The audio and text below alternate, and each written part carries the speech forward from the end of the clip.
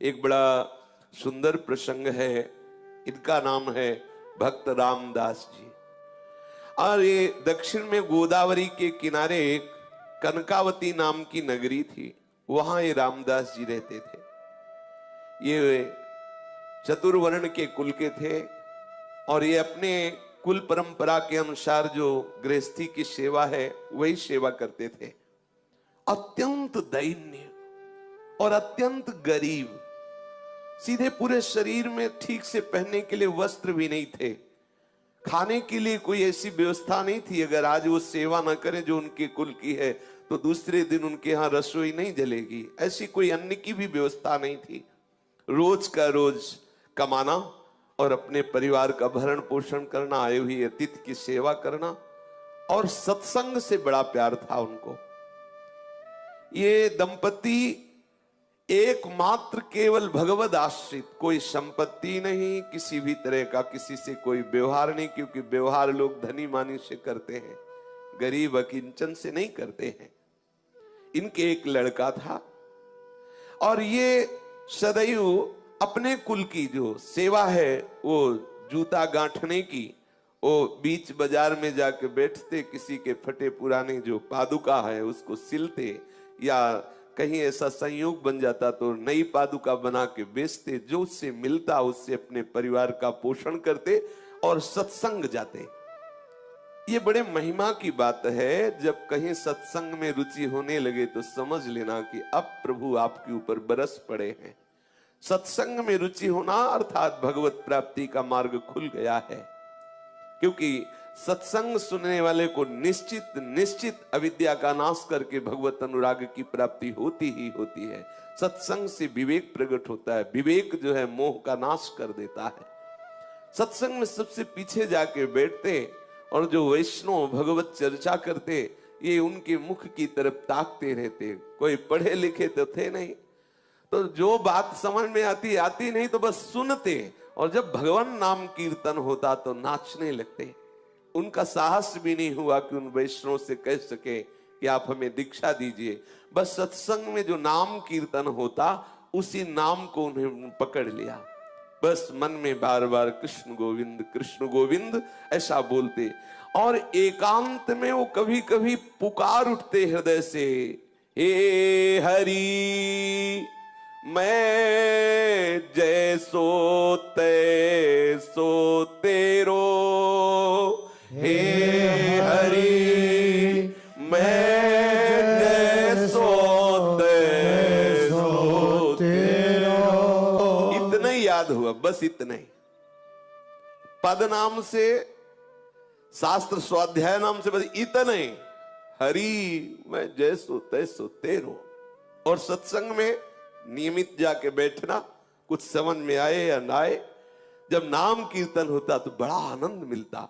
और वही कृष्ण कृष्ण गोविंद गोविंद हरि हरि, और बीच बीच में आ भर के हरि मैं जैसो तैसो तेरो, मैं जैसा हूं वैसा आपका हूं, मैं जैसा हूं हे हरि आपका हूं। तीन प्राणी, स्वयं, पत्नी और पुत्र, जो इस सेवा से उनको अर्थ मिलता, उससे परिवार का पोषण, कोई अतिथि पधारता उस अतिथि की सेवा, और जो सत्संग में जाते नियमित, बस उनके हृदय में एक बात बैठ गई, कैसे कैसे इस जगत के मालिक को रिझाऊं। ना तो मेरे में कोई योग्यता है, ना पढ़ा लिखा हूं, ना धन है, ना पवित्रता है, मैं किसी योग्य नहीं, कैसे रिझा। क्या मेरे से कभी प्रभु रीझ सकते हैं? बिल्कुल बिल्कुल अनपढ़, कोई शास्त्र का ज्ञान नहीं, कोई पवित्रता का ज्ञान नहीं, कोई पद्धति का ज्ञान नहीं। आप देखिए, प्रभु केवल भक्ति से प्रसन्न होते, जानते भी नहीं हो कि भक्ति किसे कहते हैं। आगे इनके प्रसंग में देखिएगा, एकदम भोले भाले, जानते भी नहीं कि भगवान की कोई भक्ति भी होती, बस सत्संग में पहुंच जाना। जैसे सत्संग हो रहा है, पहली बार गए, बैठ गए, अच्छा लगा, क्योंकि सत्संग का एक जो वातावरण होता है, कोई कितना भी अज्ञानी विषय जीव हो उसके हृदय को परम शांति शीतलता, तभी नींद आ जाती है। अगर वो किसी को नींद ना आती हो तो सत्संग में बैठ जाओ, इंद्रियों को विश्राम मिलता है।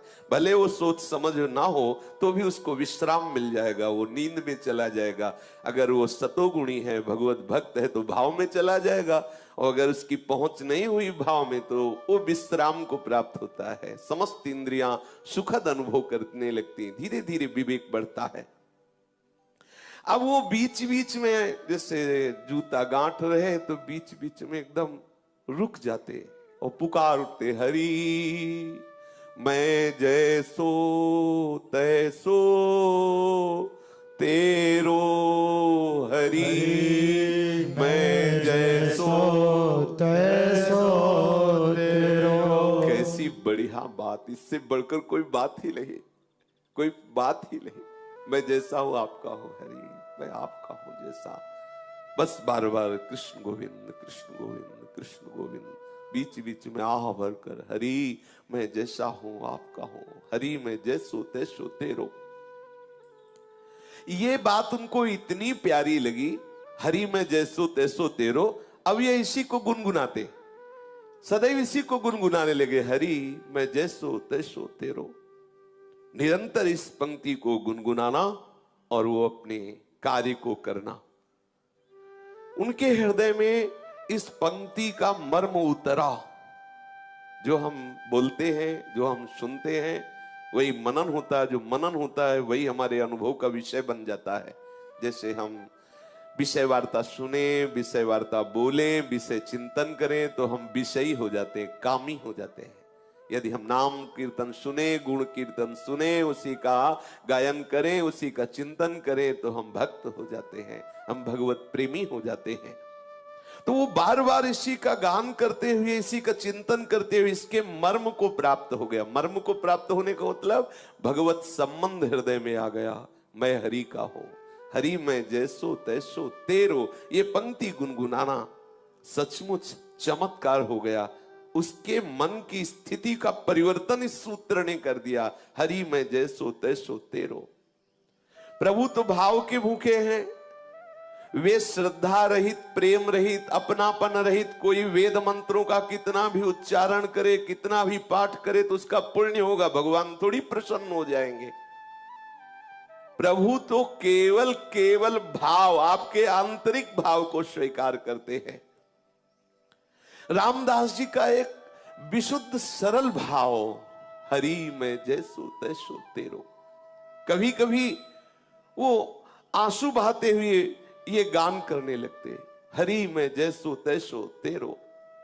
अब एक दिन की बात कि एक चोर मंडली किसी धनी मानी भक्त के घर में गई, जो गृहस्थ भक्त होते हैं, खूब धन संपदा थी। तो उनके यहां शालीग्राम भगवान सिंहासन में थे, और सिंहासन स्वर्ण का था, छत्र भी स्वर्ण का। तो चोरों ने सब कुछ चुराया, सिंहासन छत्र सहित तो शालीग्राम भी चुरा लिए।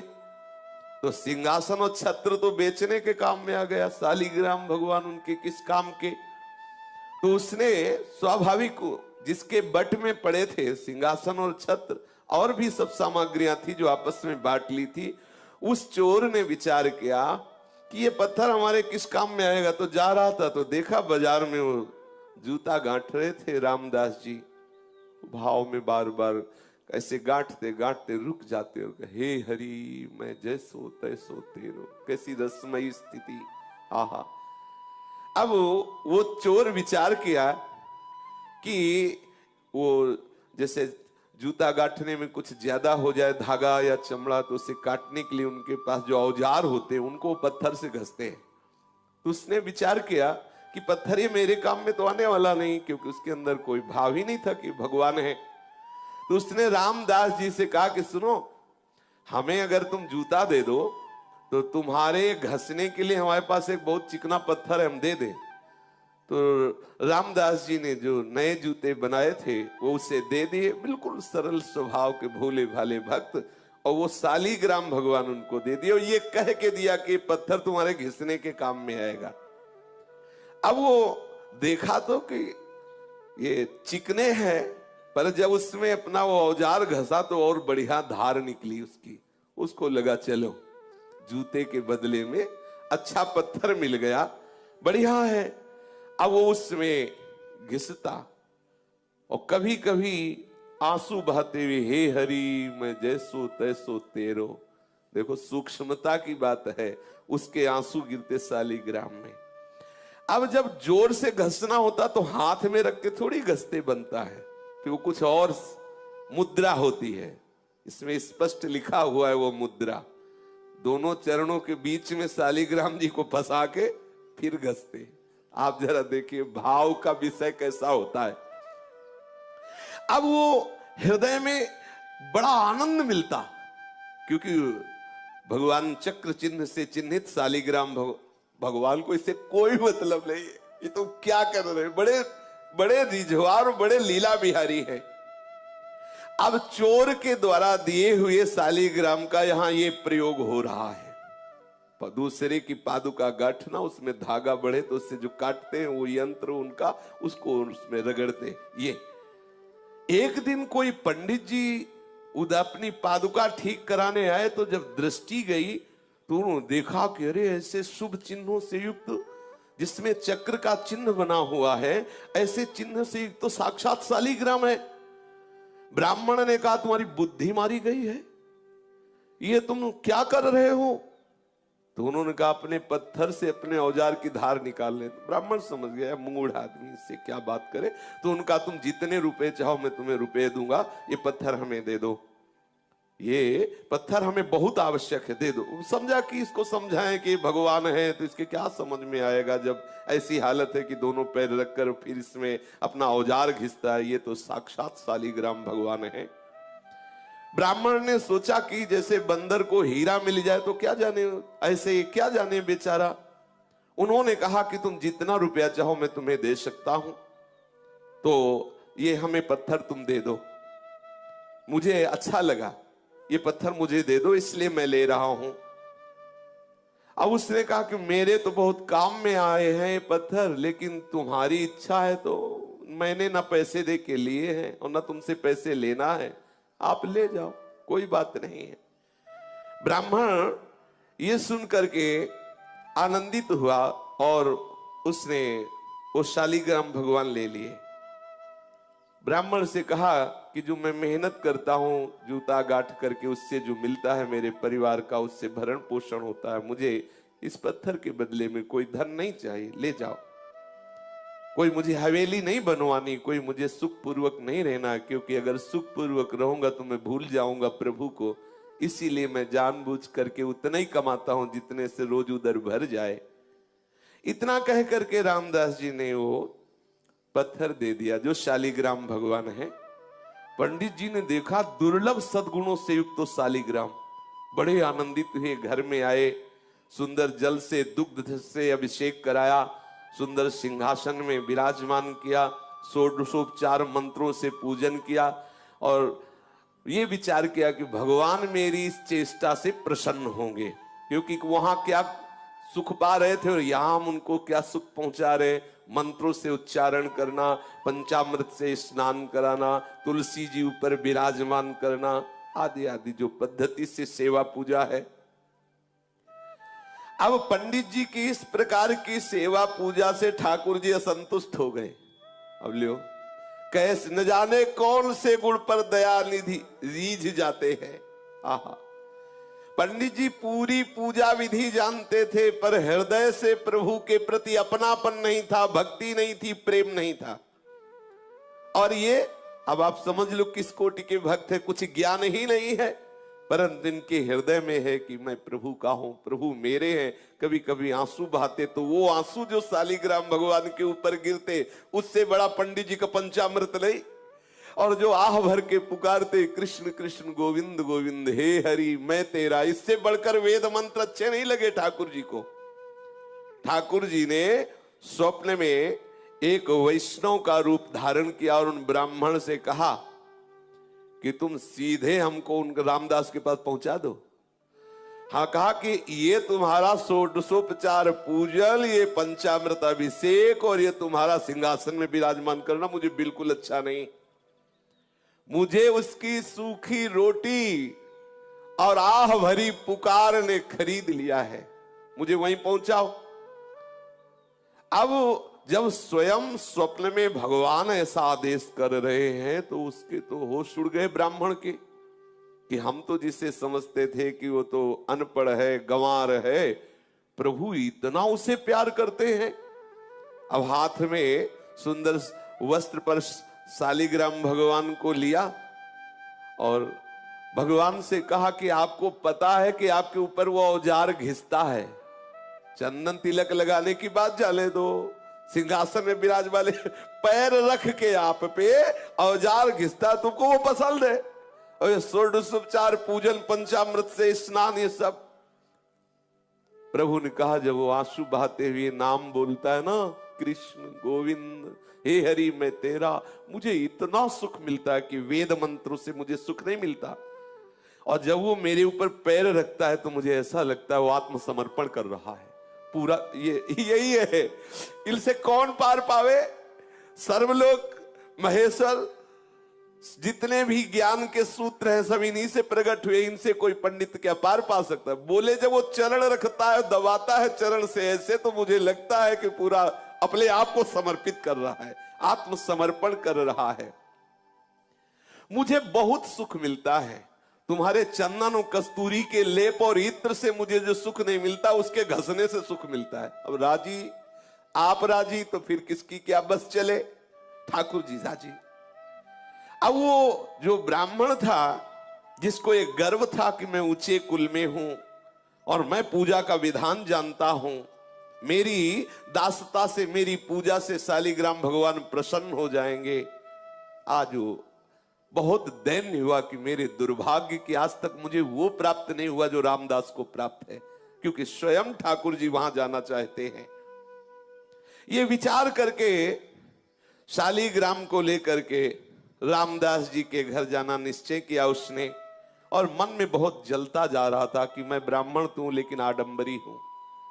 मेरे अंदर वो बात नहीं आई जो उस दैन्य भक्त रामदास के हृदय में आई। बार बार शालिग्राम को हृदय से लगा के विकल होकर कहने, देखो ये है किसी भी तरह से भक्त का संग हो जाए, किसी भी तरह, ये रामदास जी के दर्शन की, देखो ये दर्शन का प्रभाव। अब वो दैन्य होके जा रहा है, क्या प्रभु कभी मेरे भी हृदय में भाव आएगा? जैसी रामदास की भक्ति से आप प्रसन्न, क्या कभी मेरे अंदर भी भक्ति आएगी? मेरी पूजा आपको पसंद नहीं तो प्रभु मेरे को भाव दे दो जिससे मैं रामदास जी जैसी भक्ति कर सकूं। अब आई बात, ये जो ब्रह्मणत्व का अभिमान, वेद ज्ञान का अभिमान धूर धूषरित हो गया।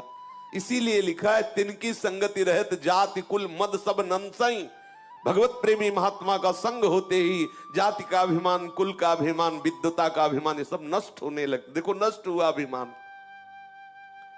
अब वो डरा हुआ सा ब्राह्मण शालिग्राम भगवान को एक कपड़े में रख करके रामदास जी के घर आया और देखा तो होश उड़ गए।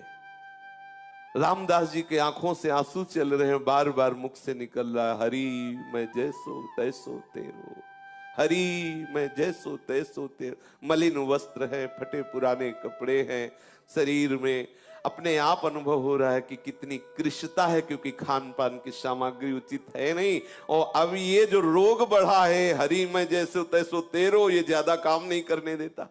क्योंकि मन में जब आनंद की उन्मत्तता होती है तो कौन बाहरी लोगों से बात करे, कौन बाहर जाकर के बैठे जिससे चार लोग आके खड़े हो। वो एकांत घर में बैठे बस बार बार पुकारना अच्छा लगता। उसको ये भी पता नहीं कि ये भक्ति है, ये भी पता नहीं, बस बार बार हृदय में यही अच्छा लगता, कृष्ण कृष्ण गोविंद गोविंद, हे हरि मैं जैसो तैसो तेरो। आंसू की धार बह रही है, धीरे धीरे वही गीत गा रहा है, हे हरि मैं जैसो तैसो तेरो।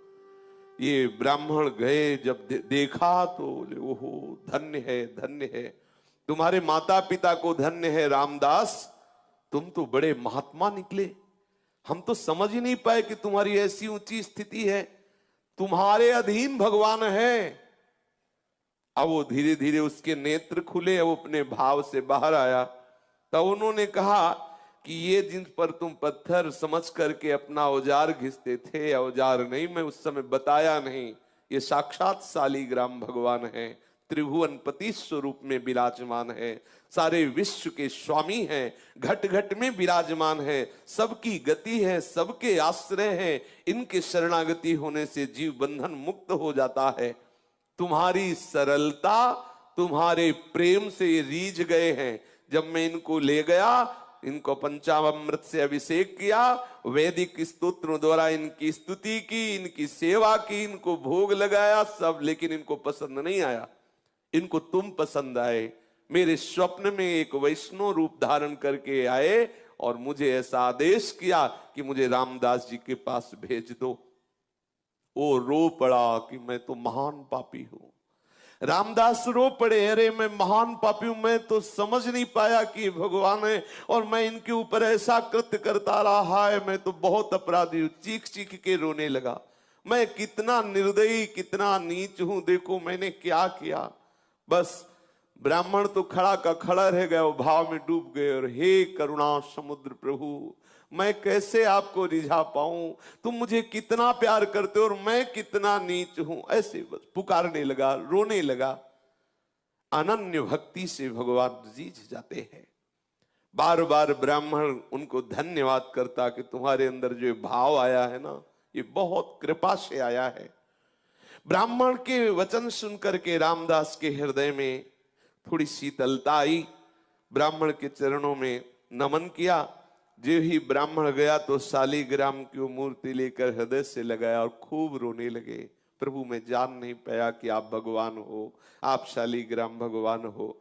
घर में ले गया, फटा पुराना जो भी कपड़ा हो ऐसे बिछाया, आसन पर शालीग्राम रखे और जो रूखा सूखा उसके घर में होता ठाकुर जी को भोग लगाता और गदगद कंठ से प्रभु को पुकारता। कई दिन ऐसे सेवा के बाद उसके हृदय में बात आई कि यदि तुम भगवान हो, मैं तो जानता नहीं, पंडित जी कह गए, मैं तो नहीं जानता कि तुम शालीग्राम भगवान हो, यदि तुम भगवान हो तो मुझे दर्शन दो। जब आप इतना प्यार हमसे करते हैं कि उनके घर तुम्हें रुका नहीं गया और तुम वहां से वापस आए हो, तो प्रभु मैं दीन हूं, मैं नीच हूं, मैं अज्ञानी हूं, मैं दुर्जन हूं, मैं पतित हूं, लेकिन हूं तो प्रभु आपका ही। प्रभु आप जानते हैं कि रात दिन मैं चमड़े का कार्य करता हूं, मुझ में कोई पवित्रता नहीं, कोई सदाचार नहीं, और ऐसे पवित्र ब्राह्मण के यहां से आप आए तो मुझे लगा कि आप मुझसे प्यार करते हैं। आप जब मुझसे प्यार करते हैं तो अब छुपा छुपी का खेल बंद करो, दिखाओ कैसे होते हैं भगवान, कैसे हो तुम, मुझे तो पता नहीं, लेकिन आप अब मेरे हृदय में बेचैनी हो रही कि आपका स्वरूप क्या है। प्रभु आप कृपा करो, मैं तुम्हें प्रत्यक्ष देखना चाहता हूं। हे करुणा सिंधु, हे दीन बंधु, हे पतित पावन, ऐसी पुकार करने लगा। कृष्ण चंद गोपाल आजू तो तेरे हाथ बिकाई। कृष्ण चंद्र गोपाल आज तो तेरे हाथ बिकाई। हे कृपा सिंधु कृष्ण, हे करुणामय भगवंत, मैं तो तेरे हाथ बिक गया। हे प्रभु, हे मोर मुकुट धारण करने वाले, हे वैजंती माला धारण करने वाले, हे कृपा सिंधु पीतांबरधारी, आप मुझे दर्शन दीजिए, अपनी कृपा से आप दर्शन दीजिए। मैं तो पतित हूं, नीच हूं, पर शरणागत हूं, शरण गए की लाज रखिए प्रभु। अब मेरे हृदय में बड़ी विकलता हो रही, मैं आपका दर्शन चाहता हूं। रामदास रो रो करके प्रभु से प्रार्थना करने लगा। ऐसा प्रेम समुद्र उमड़ा कि सब कुछ भूल गया, विह्वल विकल होकर के। ये विकलता प्रभु को खींचती है, उस अव्यक्त सत्ता को व्यक्त करती है। ये विकलता है, यही है, पर माया का पर्दा उड़े हुए है। जब हम ऐसे विकल हो जाए, जैसे मछली जल के बिना तड़पती है, ऐसे हमारे अंदर विकलता हो, और रहा नहीं जा रहा। देखो कैसी स्थिति आ गई, अब जिया नहीं जा रहा, विकलता हो गई। चीख चीख करके अपने घर में रो रहा है। शालीग्राम ठाकुर जी सामने हैं, रो के कह रहा मुझे दर्शन चाहिए। सब भूल गया। कभी कभी तो ऐसा भाव आ जाता कि नाच नाच के रिझाता कि मेरे नृत्य से रीझ जाओ। कैसी शोभा, फटे पुराने कपड़े हैं, कृष्ण शरीर है, और भाव में भीना हुआ सामने एक कपड़े में विराजमान शालिग्राम, नाच नाच के ये भाव की इसी नृत्य से रीझ जाओ प्रभु। मुझ गरीब के पास तो कुछ रिझाने के लिए नहीं है। कभी रो रो के प्रभु मेरे रोने से रीझ जाओ। ऐसी भावना से वो विकल होकर प्रभु से पुकारने लगा। अब तो प्रेम के जो अष्ट सात्विक भाव हैं उसके हृदय में उदय होने लगे। कभी हंसता, कभी रोता, कभी चुप शांत बैठ जाता, कभी गान करता, कभी हे हरि मैं जैसो तैसो तेरो, ऐसा पुकार उठता। उसके हृदय में इतनी जोर से लालसा जागी कि प्रभु का वियोग इससे असह्य हुआ और प्रभु को असह्य हो गया अब रुकना। ये है भक्त की सामर्थ। असह्य हो गया प्रभु को भी रुकना। आप प्रभु नहीं रुक सकते, विकलता हो गई। आहा, प्रभु विकल हो गए। अब वो गदगद कंठ से हे वंशीधर, हे मदन मोहन जोर जोर से पुकारने लगा। हे वंशीधर, हे मदन मोहन, तुम्हारे चरणों में बार बार नमस्कार है। मुझ गरीब की पुकार सुनो। कहाँ हो आनंद में, कहाँ हो श्याम सुंदर, मुझे दर्शन दो, ऐसे पुकारने लगा। प्रभु यद्यपि मैं समझ रहा हूं कि जैसे छोटा सा बालक चांद को खेलने के लिए मांगे, ऐसे ही मेरी बात है। कहां मैं नीच अधम, कहां बड़े बड़े तपस्वी ऋषि जो आपको दुलार करते रहते ध्यान के द्वारा, कहां मैं अपवित्र। पर प्रभु मैं हूं तो आपका ना। मैं क्षुद्र हूं, दीन हूं, नीच हूं, जैसा भी हूं आपका हूं। पर अब मेरे हृदय में एक ही है, आपके दर्शन नहीं मिलेंगे तो मैं प्राण त्याग दूंगा। मैं नहीं जी सकता आपके बिना। क्या करूं, मुझसे जिया नहीं जा रहा। ये स्थिति है। कैसी कृपा होती प्रभु की अपने भक्तों पर। प्रभु के बिना अब जिया नहीं जा रहा। ये मतलब अब इस बात में केवल वाणी लड़खड़ाती है। ये केवल प्रभु देते हैं। भजन साधन सब एक तरफ, ये बात अब जिया नहीं जा रहा। वो हृदय में ऐसी विकलता, एकांत बैठा हुआ पुकारता रहता है, अब जिया नहीं जा रहा। ये बात जिनके हृदय में आ गई, बस मिलन नजदीक है। जब जिया न जाए, नहीं खान पान ते भावे, नहीं कोमल वसन सुहावे, सब विषय लगे ते खारा है, हरि आशिक का मग्न। अब कुछ अच्छा नहीं, बस अब जीवन है तो हरि से है, अगर नहीं मिले तो जीवन नहीं। ऐसी विकलता हृदय में। अब मैं तुम्हारे लिए ही जी रहा हूं, बस हमारा जीवन प्रभु के लिए है। प्रभु यदि आप न आए तो इस जीवन का अंत हो जाएगा, क्योंकि आप कुछ सुहाई नहीं दे रहा। मैंने तो कभी जाना ही नहीं कि तुम प्रभु हो। देखो मैंने आपका निरादर किया, पर आपने प्यार किया। मैंने निरादर किया, मैंने जाना ही नहीं कि तुम शालिग्राम के रूप में चोर के द्वारा मेरे पास स्वयं आए हो। मैंने जाना ही नहीं। मैंने तो औजार घिसा, आपके ऊपर चरण रखे, आपको माना ही नहीं कि आप भगवान हो। लेकिन आप मुझसे प्यार करते हो। मैं उसी प्यार की दुहाई दे के कह रहा हूं कि आप मेरे से मिल जाओ, मेरे से मिल जाओ हे कृपा सिंधु। तभी मेरे अंदर ये हिम्मत आई कि मैं ऐसा कह सकूं कि मेरे से मिल जाओ। दीन दयालु, मेरा साहस आपकी कृपा पर निर्भर है। बोलो, आप एक सदाचारी वेदज्ञ ब्राह्मण के यहां जाकर भी संतुष्ट नहीं हुए, मुझ मैले कुचेले आचरण वाले के घर आए प्रभु, इसीलिए मेरा साहस हो रहा है। आप एक बार मेरे नेत्र गोचर हो। यदि दर्शन ना देना होता तो ये आपने ललक क्यों लगाई? ये आपने ललक क्यों लगा? आप क्यों आए मेरे पास? क्यों मुझे सत्संग में ले गए? क्यों वो बातें सुनाई? क्यों अपना नाम अपनी जिह्वा पे लाए? क्यों ऐसी लीला की? मैं तो जैसा था वैसा पड़ा रहता, लेकिन आपने ही ये ललक लगाई, आप ही मुझे आगे बढ़ाए। तो अब आप मिल जाइए प्रभु, मैं जैसा हूं तुम्हारा हूं, अब मिल जाइए। बस बार बार ही एक बार सांवरे ये अपना चांद सा मुखड़ा मुझे दिखा दो। मेरा चित्त विकल हो रहा है। हे मेरे मनमोहन, करुणा की वर्षा कर दो। इस दीनहीन कंगाल के पास कुछ ऐसा नहीं है जिससे मैं तुम्हें रिझा पाऊं। इस प्रकार विकलता हुई। भक्त का विशुद्ध भाव भगवान को अधीन कर लेता है। इसी विशुद्ध भाव की स्थिति में कोई भी विकार उसके हृदय में नहीं टिकता। काम, क्रोध, लोभ, मोह, दम, ये सब नष्ट हो जाते हैं। हृदय एकदम द्रवित, निर्मल और आंसुओं की धार के रूप में हृदय बहने लगता है।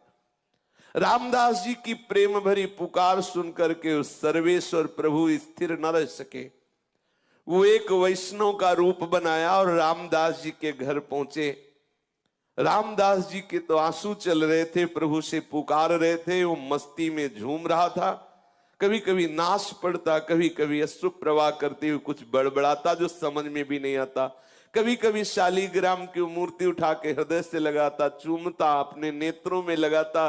कभी कभी मूर्ति लेके नाचने लगता, कभी मूर्ति को रख के साष्टांग दंडवत करने लगता। ऐसे और भगवान वहां खड़े हैं वैष्णव रूप। प्रेम दशा का निरीक्षण करके मुस्कुराते हुए उससे बोले, अरे भैया, ये तू नाच कूद क्यों मचा रहा है? कुछ मिल गया क्या तेरे को?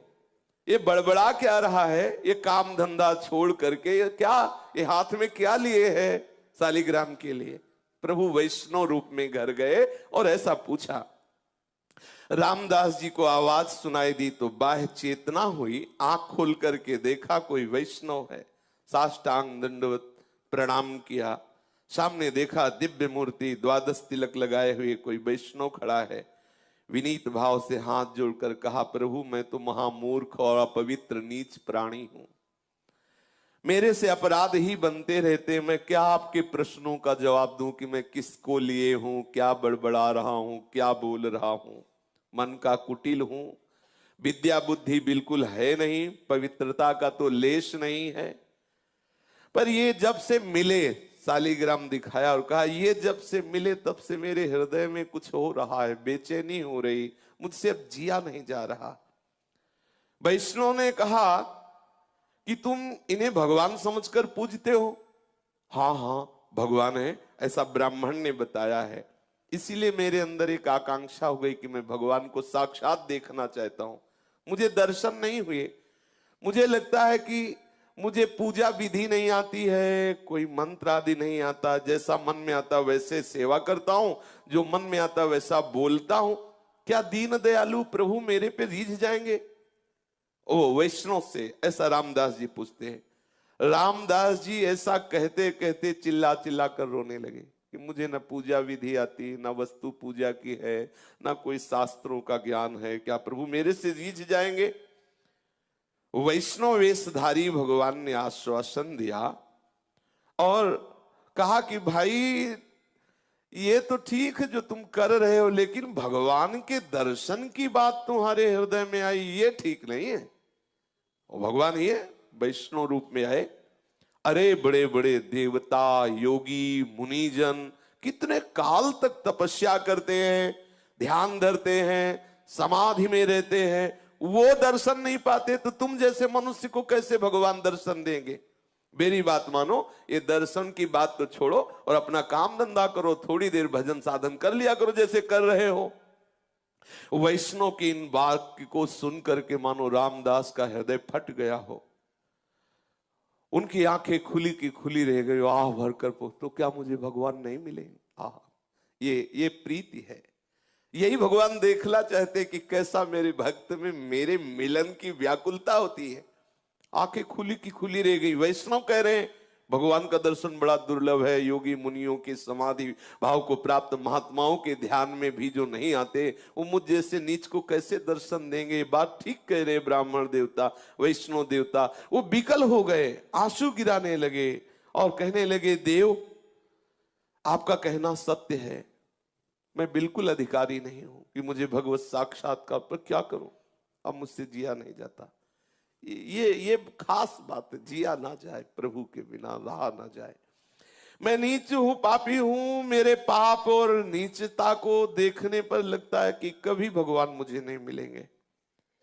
पर प्रभु पता नहीं, मेरे हृदय में एक आनंद की लहर उठती है। ऐसा लगता है प्रभु मिलेंगे, ऐसा लगता है प्रभु मिलेंगे, क्योंकि मेरे हृदय में ऐसा आता है प्रभु मुझे प्यार करते हैं। ऐसा लगता है मेरे को, यद्यपि मैं किसी योग्य नहीं हूं, पर हृदय में ऐसा लगता है प्रभु मिलेंगे। ऐसा लगता है ये दया के समुद्र प्रभु मुझे जरूर दर्शन देंगे, मुझे ऐसा लगता है। जैसा रूप रंग उनका हो, जैसा उनका शास्त्रों में वर्णन किया गया हो, जैसे सुहागिनी स्त्री केवल अपने पति को ही देखती है, ऐसे ही हे वैष्णव देवता, मेरा हृदय केवल केवल प्रभु के लिए है। आप बिना दर्शन किए मुझे चैन नहीं, मेरे हृदय में लगता है कि वो मुझे मिलेंगे। मेरे स्वामी बड़े करुणा सिंधु, तुम भले ऐसा कह रहे हो, चाहे जो कुछ हो मुझे दर्शन मिलेंगे, और ऐसा कह के नाचने लगा, मुझे मिलेंगे, अवश्य मिलेंगे। यही बार बार सत्संग में जैसे कहते, निश्चय करो इसी जन्म में भगवत प्राप्ति होगी। कोई आके कहे तो इस बात से मत टलना, मुझे इसी जन्म में प्रभु मिलेंगे। आपका ये बार बार चिंतन निश्चय प्रभु को विवश कर देगा, और वो आपसे प्रभु का मिलन हो ही जाएगा। रामदास जी नाचने लगे, फिर विकल होकर के पुकारने लगे, और प्रभु खड़े हुए देख रहे हैं उसकी भावदशा को, जैसे सुतीक्ष्ण जी की भावदशा को भगवान श्री राम छुप करके देख रहे हैं। मीठे स्वर में फिर बोले, वैष्णव स्वरूप भगवान, बेटा रामदास, तेरा जीवन धन्य है। देख, मैं वैष्णव भेष में तेरे को देखना चाहता था कि तू मेरे प्यार में कितना विकल है। देख, मेरे को देख। जब ऐसा कहा तो आंख खोल के देखा तो वैष्णव नहीं थे, वो वैष्णवों के आराध्य देव थे भगवान श्याम सुंदर। अनंत अनंत कोटि सूर्यों जैसा प्रकाश जिनकी श्री चरण नख से प्रकाशित हो रहा था, अचानक आंख खुलते ही आंख मुंद गई, इतना तेज। उसने देखा कि मदन मोहन त्रिभंगी लाल बंशी अधरों पर धारण किए हुए ललित त्रिभंगी स्वरूप से बड़े आनंद मुद्रा में विराजमान है, और रामदास जी की ऐसा सुंदर रूप, वो तो आनंद समुद्र में डूब गया कि अभी तक मेरे से भगवान ही बात कर रहे थे। रोज मिलते रोज वैष्णव जनों को, आप भी पहचानना, किसी न किसी रूप में आके वो ठिठोलियां करता है, किसी न किसी रूप में आके वो रोज मिलता है। पकड़ना, रोज परीक्षा करो, कहीं इस रूप में मेरे प्रभु तो नहीं आ गए, कहीं इस रूप में मैं चूक न जाऊं, मेरा प्रीतम किसी, यही तो वैष्णवता है, सब रूपों में झांकना, मेरा प्रीतम आया है इस रूप में। आप निश्चित देखना, एक दिन वो पकड़ जाएगा, और वो जैसे रामदास जी के सामने अपनी उस छद्म भेष को हटा दिया, ऐसे ही हटा देगा। वो किसी रूप में रोज आता है, वो ऐसा नहीं है, करुणा का समुद्र है, वो रुक नहीं सकता, नहीं रुक सकता, वो तुम्हारे पास ही है, रोज तुम्हें दुलार करता है। सच्ची मानिए, जिस दिन ऐसी विकलता हो जाएगी उस दिन वो पर्दा हटा देगा, और ऐसा ही सुख मिलेगा जैसा रामदास जी को मिला। सामने देखा सच्चिदानंद घन विग्रह प्रभु श्री हरि श्री कृष्ण चंद्र, पूरा घर प्रकाश से युक्त है। अब तो उछल पड़ा, आनंदित हो गया, वो सारी की सारी व्याकुलता आनंद में बदल गई। महाअमृत में सुख, बार बार प्रणाम कर रहा है। सामने नौ किशोर ठाकुर ललित त्रिभंगी विराजमान है, बार बार प्रणाम कर रहा है, बार बार श्री चरणों को स्पर्श कर रहा है। स्तुति करना चाहता पर आता नहीं है कुछ, इसलिए ऐसे कुछ बोलने की चेष्टा करता है। प्रभु उतने में ही मंद मंद मुस्कुरा रहे हैं। फिर अचानक भगवान अंतर ध्यान हो गए। अब तो पुनः दर्शन के लिए छटपटाने लगा, भूमि पर लौटने लगा, बड़ी ही तन्मय स्थिति हो गई। योग वियोग की सानंदमयी अवस्था में डूबा हुआ, निरंतर कभी देख रहा है भगवान उसके समीप है, कभी देख रहा अंतर ध्यान हो, ऐसी विकलता। एक बार दर्शन होने के बाद फिर कभी ऐसा नहीं होता कि प्रभु नेत्रों से उजल हो जाए, बस जाते हैं नेत्रों में। ऐसी ही आनंदमयी स्थिति में उसका शरीर पूरा हुआ, और वो नित्य पार्षद स्वरूप धारण करके प्रभु की नित्य सेवा में उपस्थित हो गया। इसीलिए देवर्षि नारद जी कहते हैं कि भगवत प्राप्ति के लिए, भगवत मिलन के लिए कोई ऐसा नहीं कि आप उच्च कुल में जन्मे हो तो ही भगवान मिले, या वेदों के पारंगत विद्वान हो, या बड़े दानी हो, तपस्वी हो, आदि आदि हो तो तुम्हें प्रभु मिले। प्रभु केवल केवल अपने भक्ति भाव से मिलते हैं। हृदय में प्रभु के प्रति अपनापन हो और तड़पन हो तो निश्चित प्रभु मिल जाएंगे। शेष चर्चा आगे। श्री राधा वल्लभ लाल की जय,